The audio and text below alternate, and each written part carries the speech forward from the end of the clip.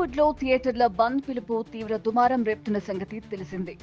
ఈ నిర్ణయాన్ని ఎగ్జిబిటర్లు వెనక్కి తీసుకున్నప్పటికీ వివాదం రోజు రోజుకి ముదురుతూ ఏకంగా టాలీవుడ్ వర్సెస్ ఏపీ గవర్నమెంట్ అన్నట్లుగా మారింది. తమ సమస్యను పరిష్కరించకపోతే జూన్ 1 నుంచి తెలుగు రాష్ట్రాల్లో థియేటర్లు మూసివేస్తామంటూ ఎగ్జిబిటర్లు పిలుపునివ్వడం, నిర్మాతలతో జరిపిన చర్చలు విఫలం కావడం తీవ్ర దుమారం రేగింది. అయితే ఏపీ డిప్యూటీ సీఎం పవన్ నటించిన హరిహర వీరమల్లు చిత్రం రిలీజ్ సమయంలోనే థియేటర్ల బంద్ పిలుపివ్వడంపై ఏపీ సినిమాటోగ్రఫీ మంత్రి కందుల దుర్గేష్ ఆగ్రహం వ్యక్తం చేశారు.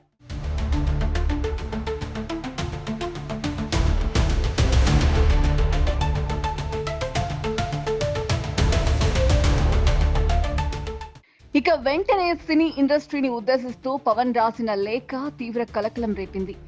ఇండస్ట్రీ కోసం తానెంతో చేస్తే రిటర్న్ గిఫ్ట్ బాగా ఇచ్చారంటూ ఆయన లేఖలో ఎద్దేవా చేశారు. అంతేకాకుండా రాష్ట్రంలో కూటమి ప్రభుత్వం ఏర్పడి ఏడాది అవుతున్నా సినీ పెద్దలు సీఎం చంద్రబాబుని మర్యాదపూర్వకంగా ఆయన కలవలేదని ఆగ్రహం వ్యక్తం చేశారు. పవన్ లేఖ దెబ్బకి టాలీవుడ్ ఒక్కసారిగా ఉలిక్కిపడింది. పవన్ సినిమాపై ఇండస్ట్రీలోని ఆ నలుగురు కుట్ర చేశారంటూ ఆరోపణలు వెల్లువెత్తాయి. దీంతో ఈ గందరగోళంపై ప్రముఖ నిర్మాతలు ఒక్కొక్కరుగా స్పందిస్తున్నారు. తమపై వస్తున్న ఆరోపణలకు వివరణ ఇచ్చే ప్రయత్నం చేస్తున్నారు. కళ్యాణ్ గారి సినిమా ఆపే దమ్ము, ధైర్యం ఎవ్వడు ఆలోచించడు.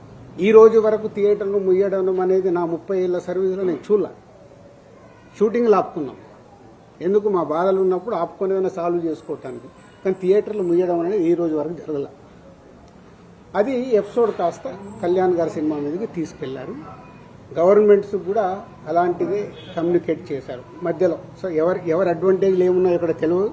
అడ్వాంటేజ్లు ఉన్న వాళ్ళు భయంతోనో భక్తితోనో కమ్యూనికేషన్ రాంగ్గా కమ్యూనికేట్ అయింది. సో అప్పుడు దుర్గేష్ గారు మినిస్టర్ నాతో మాట్లాడడం జరిగింది. ఆ రోజు కూడా నేను చెప్పాను. జాయింట్ మీటింగ్తో అందరూ యునానిమస్గా ఒప్పేసుకొని క్లోజ్ చేశారు. గవర్నమెంట్కి వెళ్ళిన కమ్యూనికేషన్ వల్ల థియేటర్లు ఇట్లా కళ్యాణ్ గారి సినిమాని ఇలా టార్గెట్ చేస్తున్నారు, ఇలా అనేది ఒక రాంగ్ కమ్యూనికేషన్ అని నేను అనుకుంటున్నాను. మరి అది వాళ్ళకి రాంగ్గా వెళ్ళిందా రైట్గా వెళ్ళిందా నాకు తెలియదు. But my point of view wrong కమ్యూనికేషన్తో కళ్యాణ్ గారి సినిమా మీదకి తీసుకెళ్లారు.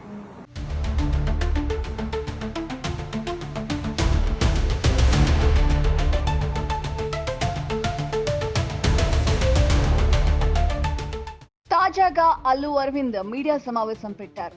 ఆ నలుగురిలో తాను లేనంటూ క్లారిటీ ఇచ్చారు. ఈ క్రమంలోనే మరో అగ్ర నిర్మాత దిల్ రాజు కూడా మీడియా ముందుకొచ్చారు. అసలు ఈ గొడవ ఎక్కడ మొదలైందో క్లారిటీ వివరించారు.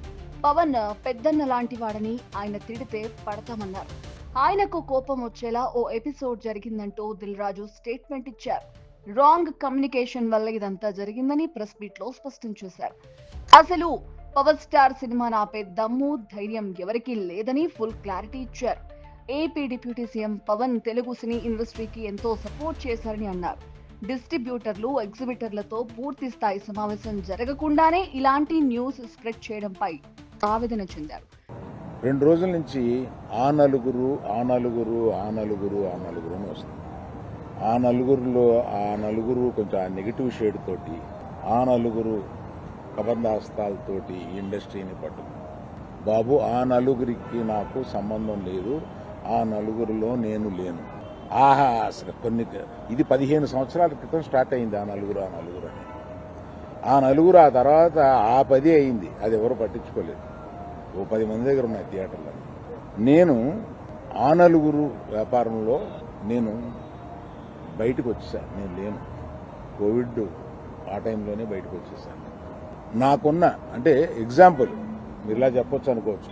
తెలంగాణలో నాకు ఒక్క థియేటర్ కూడా లేదు ప్రస్తుతం. ఎందువల్ల నన్ను అంటే పాత అలవాటు కొద్దీ అందరూ నన్ను ఆ నలుగురులో అదేదో ఫోటోలు వేయడానికి మాది బాగుంటాయి కనుక అందరు పెద్దల ఫోటోలు వేస్తా విమర్శకు బాగుంటుంది కనుక కొంచెం అలా విమర్శిస్తున్నారు. నేను దయచేసి మీడియా మిత్రులను అడిగేది ఏంటంటే, ఆ నలుగురు అని వేసేటప్పుడు నన్ను కలపకండి. నేను లేను, ఆ వ్యాపారంలో లేను. నేను అన్నీ వదిలేశాను. 1500 థియేటర్లకి 15 మాత్రమే, 15 లోపే నా దగ్గర ఉన్నాయి.